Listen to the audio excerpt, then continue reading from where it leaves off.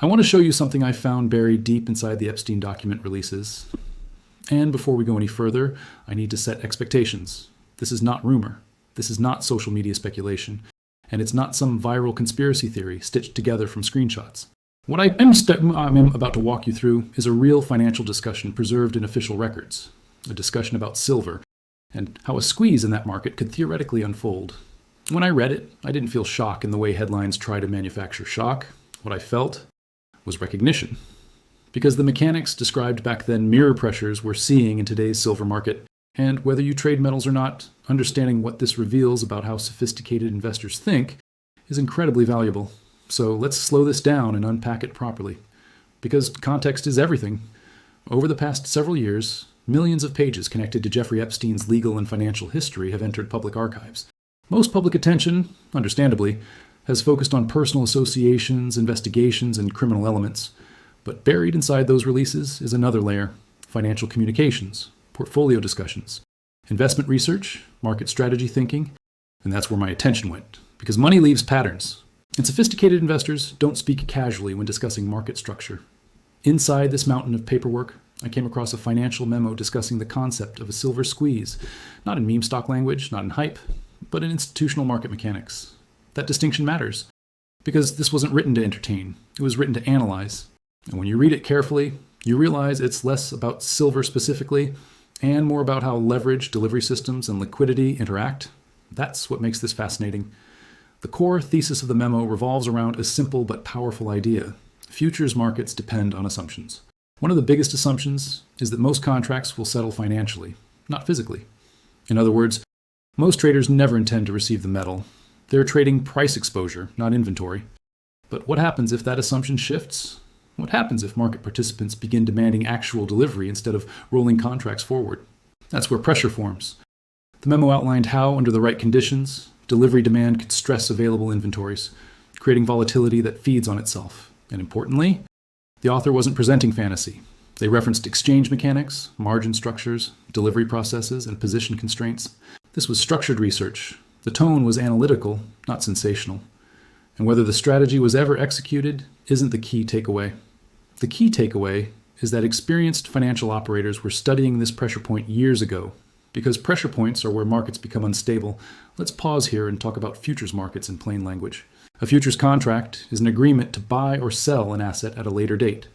Silver is heavily traded through these contracts. Most participants are speculators or hedgers, not physical buyers. They're interested in price movement. The system works because only a small percentage of contracts ever convert into physical settlement. That keeps liquidity high and friction low. But if delivery demand rises sharply, inventory suddenly matters. And when inventories tighten, traders reassess risk. Margin requirements may change.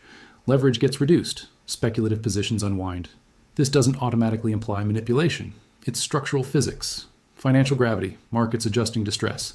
The memo essentially highlighted how this chain reaction could accelerate under the right conditions. And if you've watched silver markets long enough, you know this isn't theoretical. We've seen cycles where tightening supply meets leverage speculation, and price swings follow. That's not conspiracy, that's mechanics. Fast forward to the present landscape.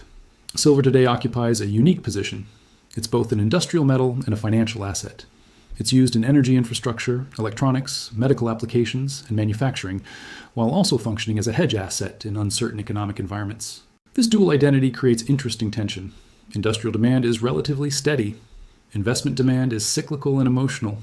Layer futures leverage on top of that, and you get a market that periodically compresses and expands. Recent years have shown periods where analysts track inventory drawdowns, lease rate spikes, delivery flows, volatility, and margin policy. None of these guarantee a squeeze, but they highlight the same structural sensitivities described in that earlier analysis. Markets evolve, but foundational mechanics rarely disappear. They simply resurface under different macro conditions. Here is what struck me most when reading that memo. It wasn't predicting price in the sensational sense. It was mapping structure. Sophisticated investors think in terms of systems. They ask, where are the pressure valves? What assumptions hold liquidity together? What happens if behavior changes? This is the difference between speculation and structural analysis.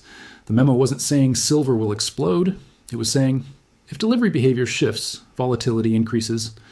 That's systems thinking, and that mindset is timeless. Whether the asset is silver, energy, bonds, or equities, professionals study mechanics before narratives. Because narratives follow structure, not the other way around. Now let's be clear, and this part matters. The existence of a financial memo discussing market mechanics does not prove coordination. It doesn't prove intent, and it certainly doesn't confirm execution of any strategy. Financial professionals constantly evaluate hypothetical scenarios. That's their job.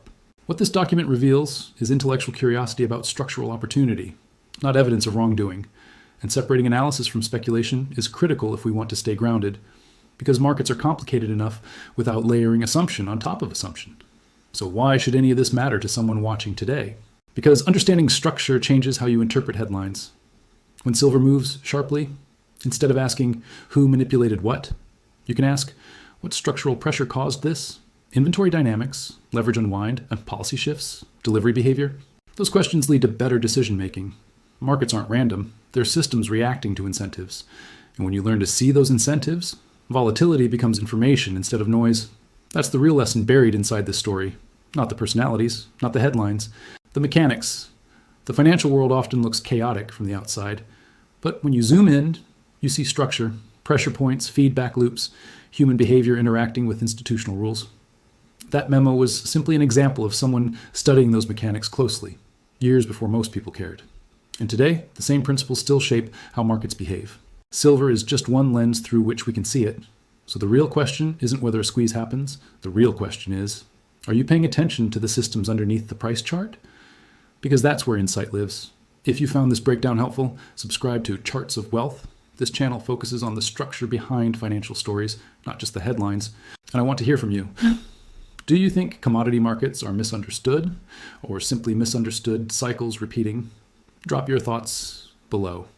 Thanks for watching. I'll see you in the next one.